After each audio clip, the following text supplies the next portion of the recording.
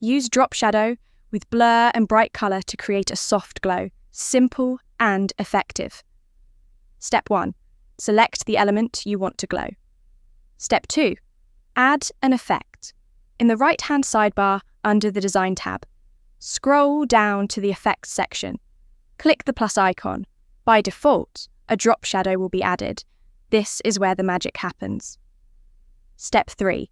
Customize the drop shadow to simulate glow. Use the following settings to convert your shadow into a glow. Color. Choose a bright color. Reduce opacity to around 40 to 70% for a subtle glow. Blur.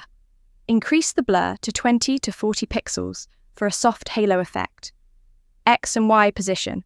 Set both to 0 to center the glow around the object. Step 4. Preview and adjust. Look at your design on the canvas or in prototype mode.